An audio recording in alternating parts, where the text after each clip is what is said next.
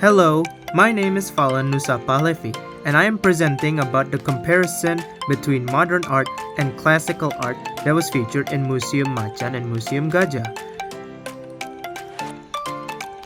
To compare both of them, we need to know the two types of the arts first.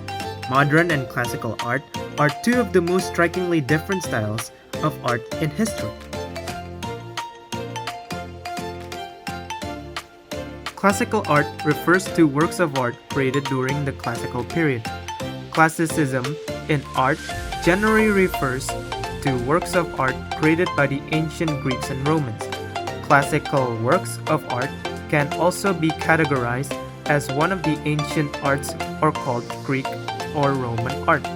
Classical art is diverse and often publicly accessible. Classical works of art usually adorn temples and buildings. These artworks often depict gods, commemorates famous figures, or celebrate victories. Historians have used classical work of art as primary source for a better understanding of past societies. Classical art is usually limited to Greek and Roman art. Works of art were created during the same period in other parts of the world, but not necessarily in the same styles as these classic works of art. Many of the world's most famous and respected works of art and architecture date from the classical period, such as the Pantheon, Colosseum, Trevi Fountain, and etc. Modern artworks are works of art produced in the 1860s to the 1970s using the styles and philosophies of art produced at that time.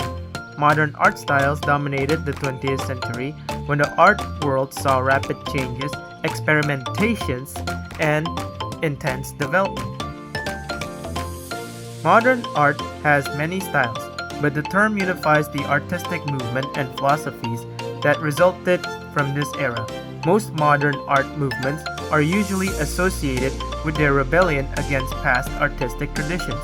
Modern artists often discards the conventions of classical art and early art styles and instead embraced a spirit of experimentations. Many subcategories of art falls under the broader umbrella terms of modern art.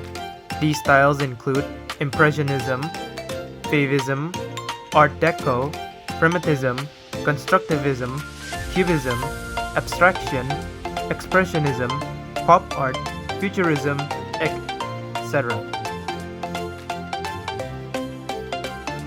As you can see in the screen, here are the examples of modern art and classical art from the two museums that my lecturer asked me to visit. The first image above the screen is a modern art called The Uncertain Journey, and the second image, which is under The Uncertain Journey, is a classical art called the Nugowarno statue. The Uncertain Journey is a modern art that is created by a Japanese artist called Chiharu Shota.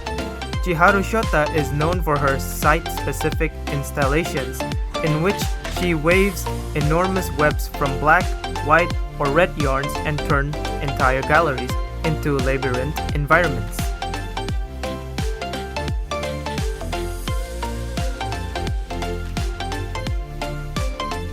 The installation Uncertain Journey fills the gallery expansive central atrium with a dense web of red threads, seemingly growing from above, reaching down the heels of the boat frames that rest on the gallery floor below.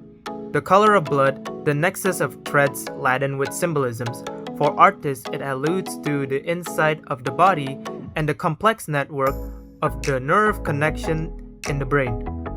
Covered by an overhead canopy, the wreck of a boat raises existential questions about fate and belonging, evoking ideas that can be as complex as the tangled thread itself.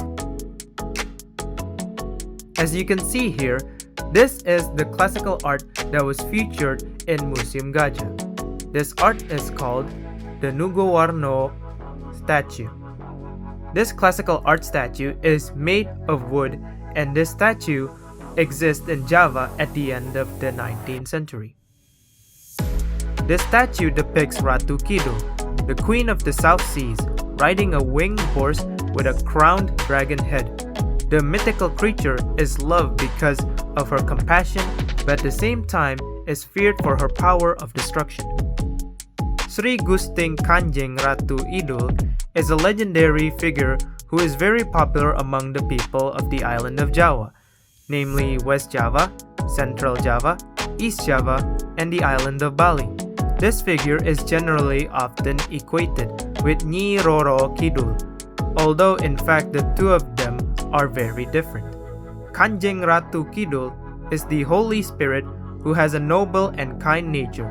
She comes from a very high heaven, has descended in various places in the world with the identity of a local holy figure at different times. Beneath the statue is a feature image of several people. The picture tells of a Sundanese princess who was cursed by her father so that she suffered from a severe skin disease and was finally expelled by her father.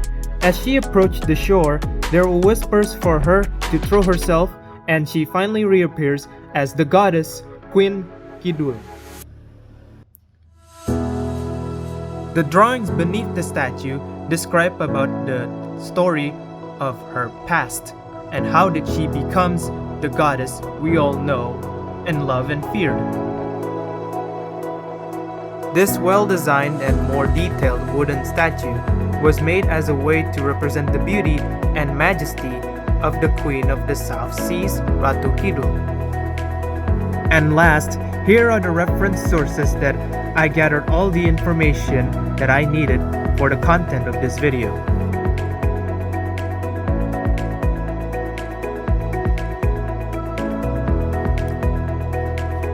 Thank you to all of you for watching my essay video.